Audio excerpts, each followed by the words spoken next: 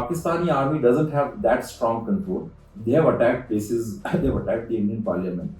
They've attacked temples in UP. There was an attack in Ayodhya and Kashi. They do indulge in covert assassinations, target killings like CIA, Mossad, and all. These are the organizations which are not merely existing because the state wants them. There is a big support base in the society itself. In early days in Kashmir, you could get a grenade lobbed at something just by paying that fellow 25 rupees.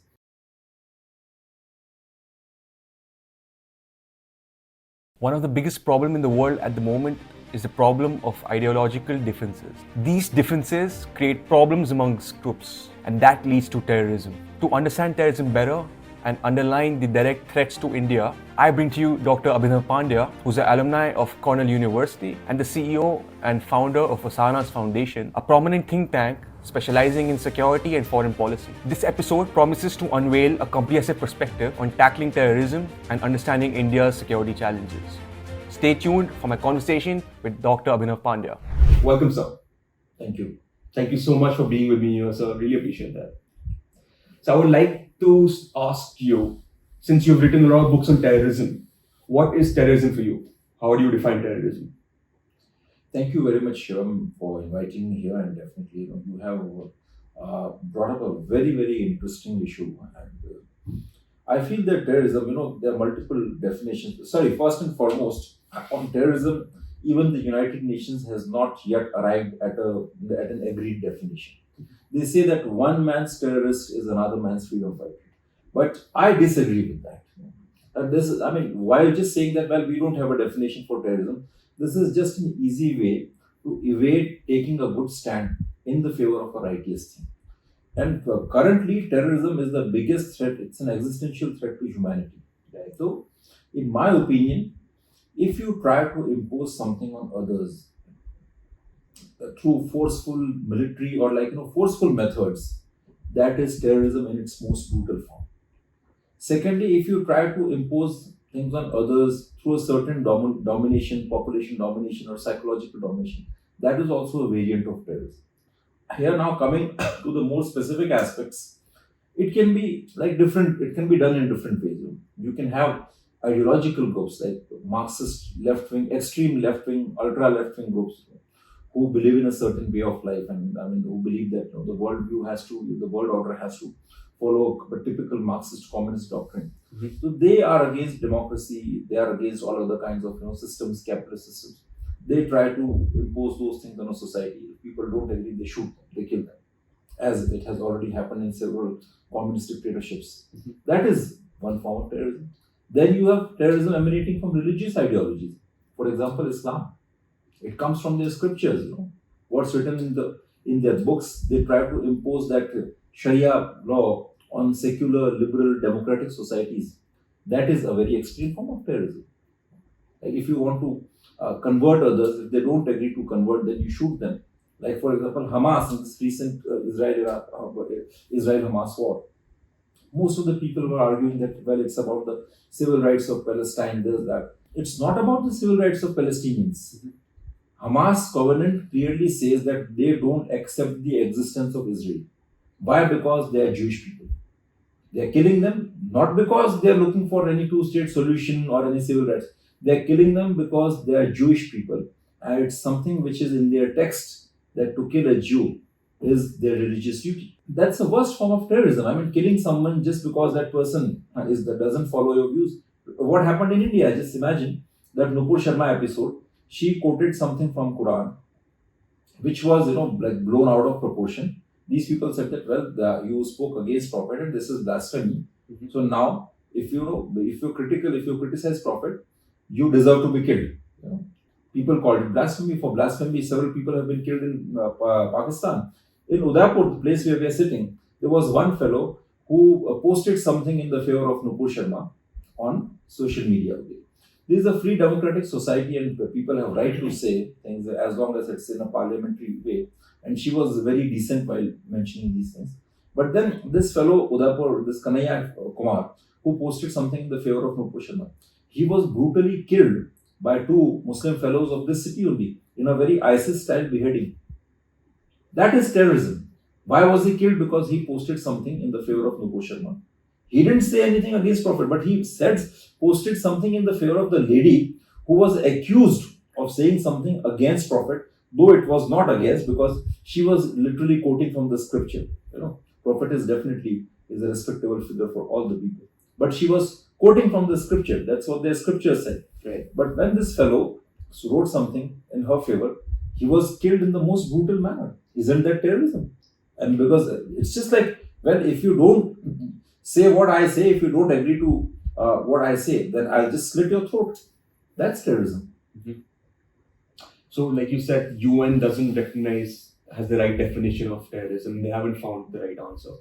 So, at the moment, have they defined any terrorist organizations? At the moment, you have one definition, like which is not completely agreed upon by everyone, but it is the most acceptable one. It's called academic consensus definition by Dr. Alex Schmidt.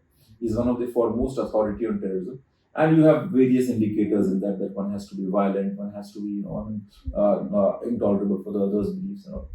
But still, the work being done at the UN level is very half-hearted. So I don't think. I feel that UN is not really important. When it comes to discussing terrorism, because the stance which they have taken in most of the cases, that's very biased and that's very cowardly. So I think that if people are not genuine and honest with their stance, then we should not really bother much about them. So we can just put the UN on the sides for the moment. But is designating organizations as terrorist groups. Certainly, there is a mechanism. Mm-hmm. Like India, we have designated terrorist groups like these groups like Lashkar-e-Taiba, Hizb Mujahideen as terrorist organizations. Yesterday, Israel designated Lashkar-e-Taiba as a terrorist organization.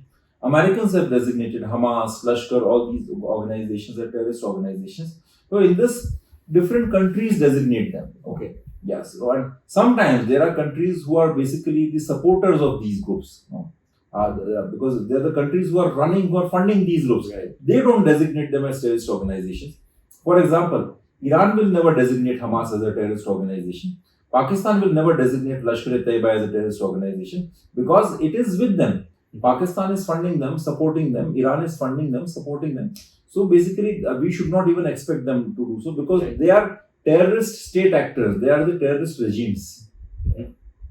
So most of these terror organizations have a country backup, is what you're saying. Yes, they have a country backup, and that's where they get their fundings from. Funding, yes, but there are other ways of raising finances. But largely, yes, they cannot function without a big country backing them up. Right. You are currently working on a book which talks about finances of a terrorist organization. What kind of finances do you need to run an organization, a terrorist organization for that matter? I'll just briefly tell about the book. So basically, in the past, I was serving as a security advisor to the governor of Jammu and Kashmir.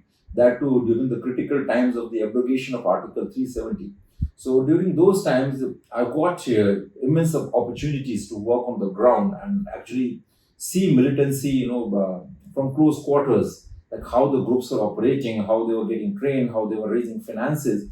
So based on those first-hand experiences and ground-level extensive research, I wrote a book, Terror Financing in Kashmir. Now the book is getting released next month in December by Routledge, Taylor and Francis. And it's one of the most authoritative and authentic work based on proper ground-level research. I realize that this finance part is very crucial when we talk about terrorism and particularly the Islamic terrorism. In the other cases of terrorism, let's say the leftist terrorism, things are very straight-jacketed and things are very not as complex and layered as it is in this case. Because in the other cases, well, you can have countries backing them up. They may be raising money through extortions of the people in their influence area. Okay. But in this Islamic center, like in this terrorism, things are very different. All this comes from the idea of jihad, and it is said that in the concept of jihad, it is said that not only the people who are fighting in the battlefront or people who are fighting with the swords, they are jihad, they are mujahideens, but people who contribute in any form to this whole battle against the infidels, they are mujahideens. So if you can't fight in the battle, you can contribute through money. If you can't, fight in the battle, then you can write something, against the infidels, or you can contribute by writing for this cause of jihad. And if, for example, in this whole ISIS business in Middle East, females, even the married females, the proper females, like pious, like routine, homely females, they were having physical intercourse with these ISIS fighters. They were giving they was just for their physical pleasures. They were satisfying them. That was also considered as a holy pious duty in the service of jihadis, mujahideens. So in Kashmir, I found that these terror groups are raising finances through multiple ways. And here, why I use the word, this title, terror financing in Kashmir, there is a reason behind that. Terror financing by different kinds of terrorist organizations have different flavors. So if we talk about terror financing by, let's say, extremist, ultra extremist, leftist groups, then it has different contours. When we talk about terror financing by Islamic extremist groups, that's a different way. And that too in Kashmir, it is entirely different. So Kashmir's terror financing scenario is very different from West Asian terror financing scenario. I'll just give some examples in Kashmir. Let's say, so there still are several newspapers in Kashmir. You talk about Greater Kashmir and the Kashmir Leader. There were many in the past. So these newspapers basically, they were always taking a separatist line, and whenever there was a stone pelting or any civil protest, with their writings, articles, opinion pieces, they were just abetting the conflict. They were just trying to arouse the passions, and with their invectives, and it was very separatist, very extremist tone. So it was clearly visible that that they are supporting the Pakistan's narrative or the separatist idea. Now, these groups were getting huge advertisements from the state government, almost 500 crores a year. And that money was coming from the coffers of the government of India, state government advertisements. Now, because of the favor of the local state level politicians who were kind of hands in glove with this separatist regime, these groups, these newspapers were getting advertisement, and a part of that money was definitely being spent on creating a separatist narrative. And then later, when things started getting out of control in the protests, the administration or the intelligence agencies would go to these newspapers and tell them that, we want your help in suppressing this unrest. So, please come out with stories, or, just through your media perception management, write something which diffuse the tensions. They said that, okay, give us money. They would give them money again. And that money went to, which was kind of distributed among the terrorist sympathizers or even the terrorist organizations or the separatist cabal. Then you have Jamaat-e-Islam. So initially in Kashmir, you had secular schools, government of India schools. Jamaat-e-Islami is a Pakistan-supported organization, basically Pakistan-funded organization, wanted to spread its influence among the people. They wanted that desperately because Kashmir, initially, it was a relatively moderate society, and it had that Sufi Islam, which had Shiite influences, and it wasn't as rigid as you have Taliban or as you have Islamic groups in Pakistan. Right. So they thought that, if they had to sustain militancy in the long run, they needed to radicalize the people. So they created this organization, this Jamaat-e-Islam. It was existing since 1942 only, but they started investing majorly into it. So in such situations, sorry to interrupt you, when we talk about two nations and one nation trying to create militants, how does the other country confirm that it is because of the other country that these militant groups are coming up?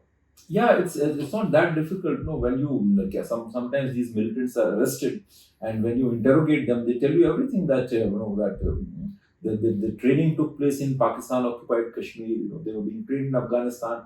ISI officers were visiting them. It's very visible.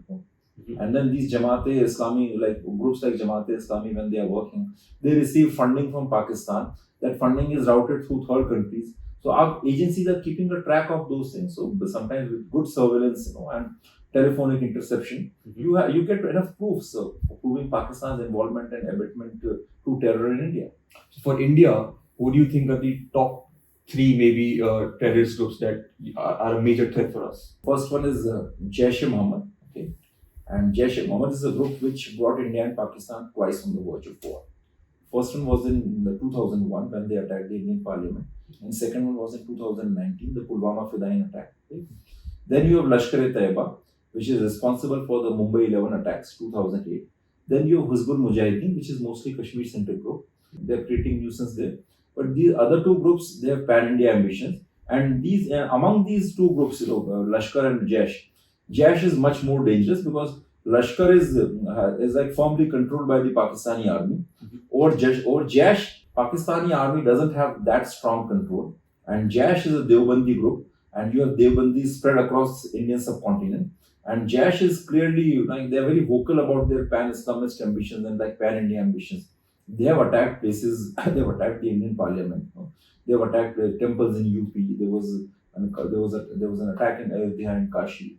Even most recently, it's found that Mufti Rauf Asgar, Masood Azhar's brother, he was in touch with boys from Jharkhand and West Bengal, and he was inciting them to come to Pakistan occupied Kashmir, get trained, and go and join Hamas, Right. and also stage a spectacular attack in India on the lines of what Hamas did in Israel.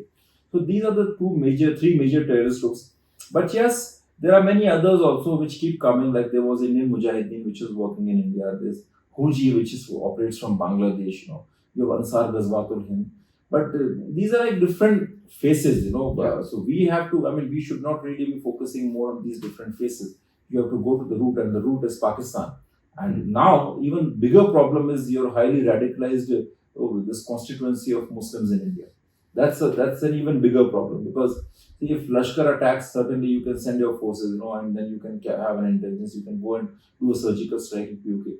But if you have this highly radicalized population in every nook and corner of India, in the small villages of India, then it's very difficult to keep a track of their activities, and they can stage a major attack anywhere. So do you think we have any Indian such organizations creating havoc in Pakistan? No, there's a reason for that. See, I mean, creating such organizations is not an easy task. Definitely, all over the world, intelligence agencies, they do indulge in covert assassinations, target killings like CIA, Mossad, and all.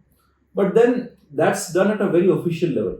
Now, these organizations like Lashkar-e-Taiba, Jaish-e-Mohammed, Lashkar-e-Jhangvi, Sipah-e-Sahaba, these are the organizations which are not merely existing because the state wants them.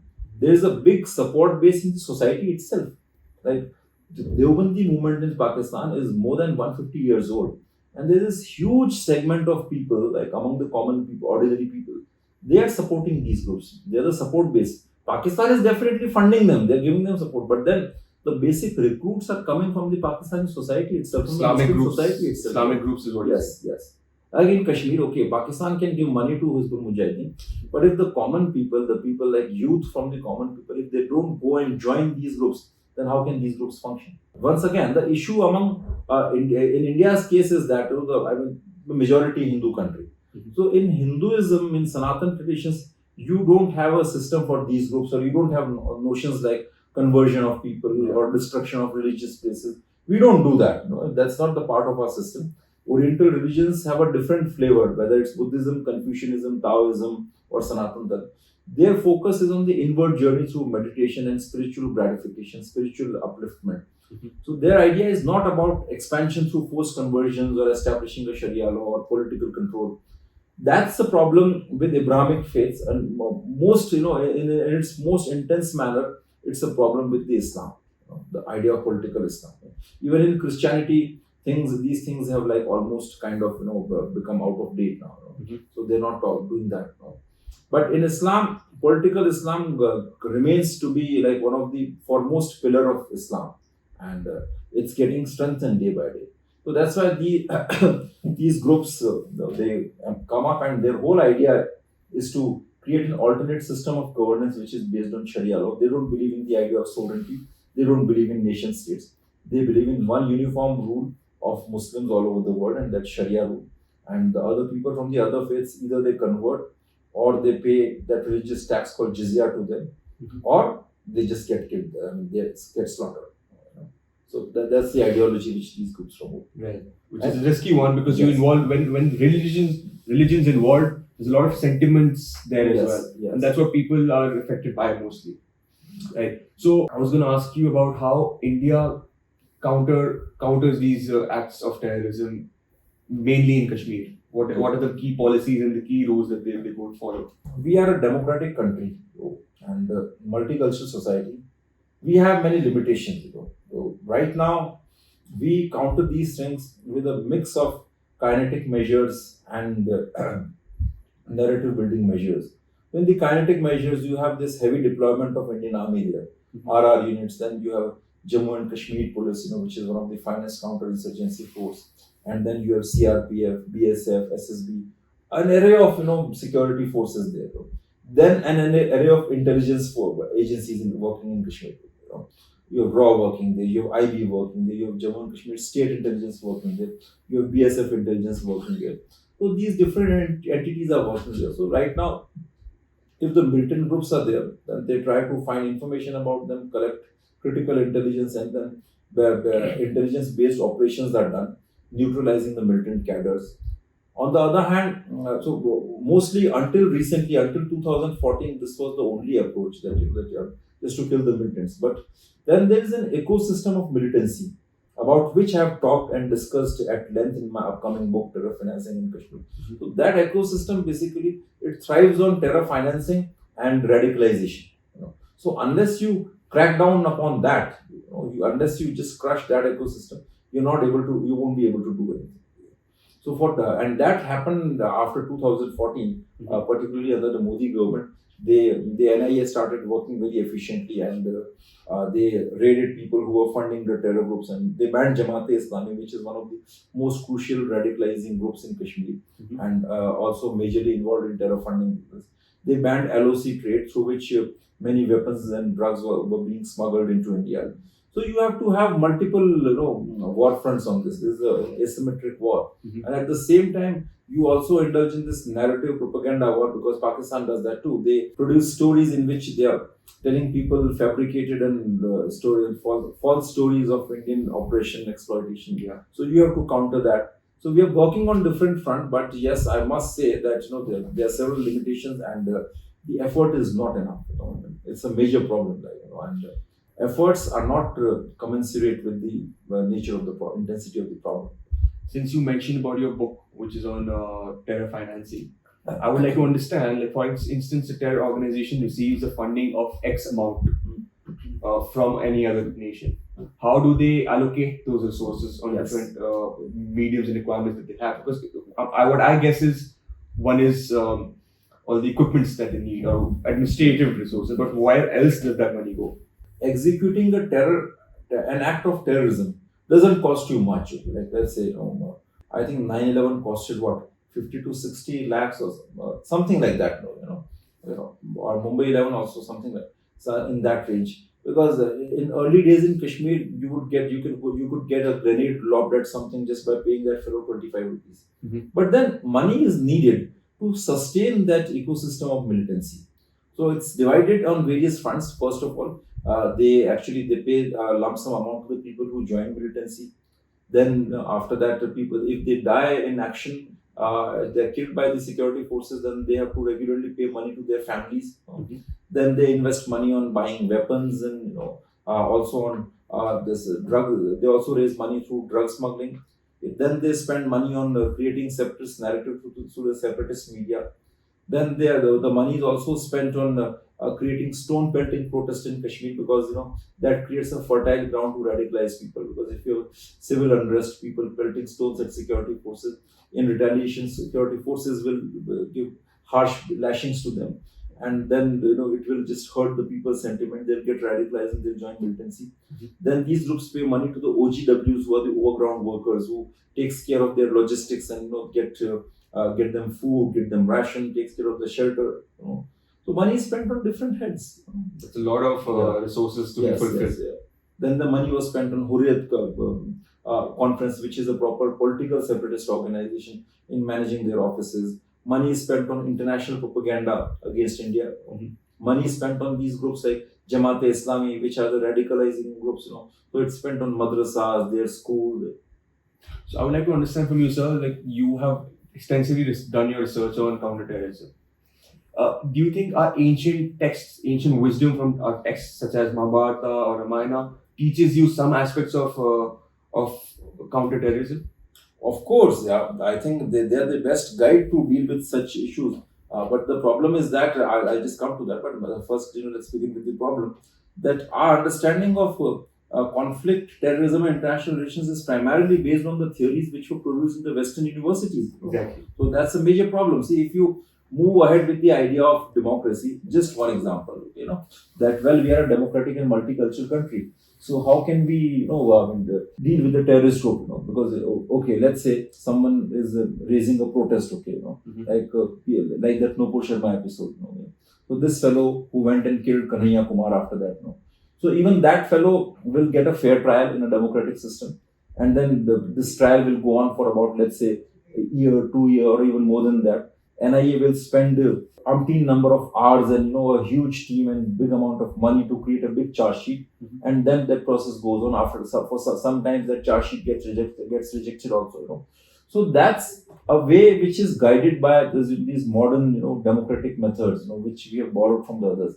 But if you look at the Indian text, they would say the policies of Sam, Dam, Dand, and Ved. If the enemy is corrupt, if the enemy is crook, then you also adopt crooked ways. Lord Krishna knew that these Kauravas were very powerful, and the Pandavas couldn't have defeated them in the normal course of the war by following all the rules. So he just adopted unfair means to get rid of them. Likewise, with these terrorist groups, you cannot deal with them with these notions of freedom of expression, the rule of law, equality before law. They are the people who don't believe in democracy, who don't believe in human values. They are very barbaric, brutal, and they believe in like completely medieval values, of killing people. So if you deal with them, then you have to also act according to the same values. Yeah. But unfortunately, we are not, because our understanding is very different. And these are self-imposed restrictions. For example, in 2020, when Trump was on India's visit, these extremists were rioting in Delhi. There was pelting stone, and that was a very well organized riot. Now, government of India or the people in the government, they would say that, well, we can't deal with them with force because we are a democratic country and we have to respect their rights and all. But given, and if someone had understood their nature clearly, they would have asked the forces to shoot them.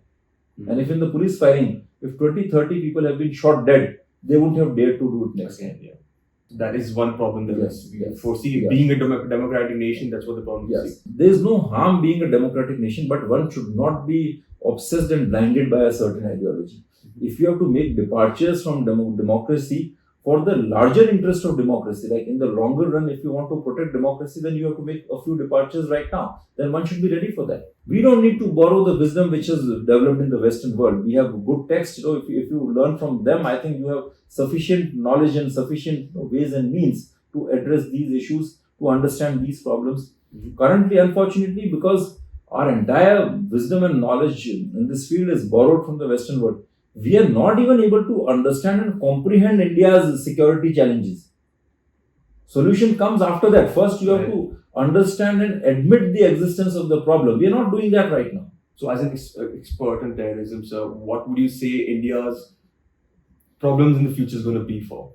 Well, Islamic extremism is going to be a major problem, because see, you have terrorist groups, and then you have this general population is majorly radicalizing, and population is growing at a very, very fast rate. The Islamic population, in each and every village, city, you have Muslims, and these international global pan-Islamist influences have penetrated every nook and corner of the Islamic, I would say, households or settlements in India. There is a strong possibility that these radicalized settlements, they will be the hub for providing shelter to the international terrorist groups. They can even rise in a public revolt. They can give shelter to these international terrorist groups. They can come on the roads and this is the problem which can happen in the immediate future. And let's say in the future, if this goes on increasing at a very fast pace, by 2040, 2050, if you have about 45 to 50% population from the Muslim community, they will start electing people to the parliament who are of the similar radical ideology. And then in the parliament, they will get laws, Sharia-based laws passed without resorting to any violence. They'll pass them through clear majority. I can see that happening, sir. So that is a very democratic way of bringing a Sharia rule in India. Yeah. So there is a major problem and major threat to India, but still I feel that people are not willing to recognize it. Absolutely. If you are given the power to change policies, 3 big policies that would counter terrorism in our nation, what would that be, sir?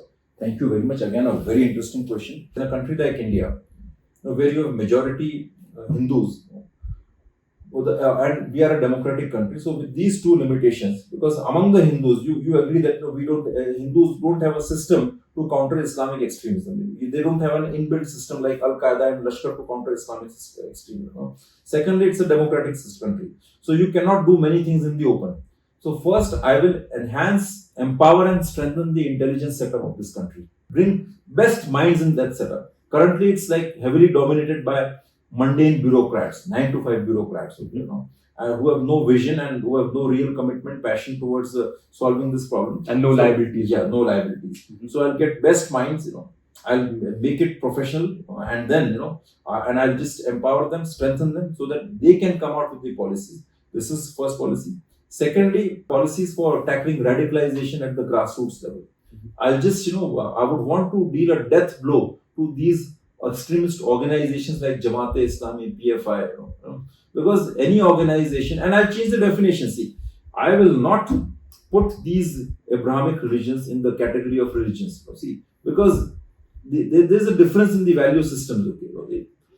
If you call Sanatan Dharma or Hinduism as a religion and put in the same bracket, that means you're equalizing them. But on this side, let's say Sanatan Dharma or Confucianism or Buddhism or Taoism, they are not going and converting people, like they're not in proselytization, But these two faiths, the Abrahamic faiths, they are majorly into expansion, proselytization, converting either by money or by force. So first you have to make the change at the definition level. In the case of political Islam or Islamic extremism, you have to clearly specify that there is a totalitarian ideology, and it has got nothing to do with the spiritual or I would say finer aspects of religion. So I'll make a change that fine. If you want to sit at home, pray your namaz 5 times and just do pious religious work, it's perfectly fine.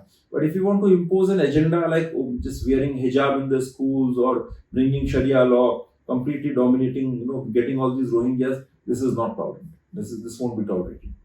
So these are the changes which we would love to bring. First, strengthening the power of the intelligence agency. Secondly, dealing with these extremist groups, because once you let these groups thrive and survive, they become the rallying points for radicalizing people at the mass level. And third, enhancing the state intelligence and the state police wings, because problem is happening at the grassroots. You cannot get NIA or you cannot get these national level agencies on the ground. So you have to strengthen these groups. And then there are many solutions which cannot be spoken and discussed on a public platform. These are strong policies that you suggest, sir. And I hope that our nation recognizes the problem of terrorism and we do something about it. Keeping the fact that how the humanity should recognize that it's very tricky to resort with violence, but it's very easy to act with love, and that's what we need to act with. Before we end this conversation, sir, I would like to ask you 2 very personal questions, not on the subject of terrorism, but on the subject of life. What is one book that you wish you would have read earlier in life? Well, can I just, give a slight twist to the answer? Of course. It's your answer, however you want it to look at. Well, in my personal experience, my life-changing, things took place only after I got initiated into the meditation. So I think that, books are definitely important and books do change life. But, certainly at a much higher level and in a much stronger way, meditation and finding the right mentor, right Sadguru, which I call. Sadguru is different from the normal teacher. That is a very powerful and a very meaningful way of making a change in your life. And once you are on that path, of spiritual enlightenment, upliftment, with the grace of your Sadguru, these changes come naturally to you, automatically to you, and if you're sincere in your meditation, then you get clarity of thoughts. Also, the books which are required in your material progress and spiritual progress, they come across you, and then through some way, through some nature's play, They'll find you. Yeah, they'll find you, or you end up finding them. So it just goes on like that. Is there a particular book that has motivated you or given you a direction to meditate? Yes, I used to listen to lectures and the lectures of Acharya Rajneesh and also some of his books. And then I also read Paramahansa Yogananda's autobiography of a yogi. So definitely those things did motivate me to get into that direction and find a lot more. It's funny how we move from terrorism to spirituality. So it's all connected. Believe me, it's all connected. Mhm. Okay, second question, which will be my last of the day, would be that what is one piece of advice you would give to your younger self? So, To India's youngsters, well, this is a very good India's question. youngsters and yourself as well. If I were to see Abhinav Pandya 20 years ago, what would you tell him? That Abhinav, this is what you should do in life. Invest in physical health, exercise, be a strong, build your body, okay, and cultivate martial instincts. By martial, I'm not saying that be a male chauvinistic person, but then yes, you should like completely awaken yourself from within in a spiritual manner. Like, you should be a person with self-esteem and a good physical health. Exercise, I must say, and read. This is my advice, and I'm saying this in a context here in India. I see most of the youth, overwhelming majority, 99%, they are running and they are mostly begging for government services.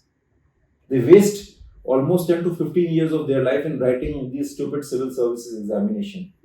And if they very negligible percentage cracks it, those who don't, they come out with a big frustration, and wherever they go, they carry that frustration. And their entire life, whenever they are meeting these bureaucrats, they are always meeting them as if they are beggars or supplicants. Young fellows, old fellows just touching the feet of these young petty bureaucrats, and sir, sir, sir, all that. So that's a loss of self-esteem. A person without self-esteem will have no physical strength, and that will be a liability to the country. So I think the youngsters should go through a very mental awakening. They should not have the tendency, that mindset where you are begging for things. You create a condition where things come running to you. Well said, sir. Thank you so much. This has been an enlightening conversation for me. Learned a lot about terrorism and how we could deal with it. I hope our viewers got the same as well. I would appreciate you for spending the time and gracing the occasion. Thank you so much, sir. Thank you for tuning in. If you enjoyed the episode, make sure to like, share, and subscribe. Until then, keep reimagining yourself and know that the power of change lies within you.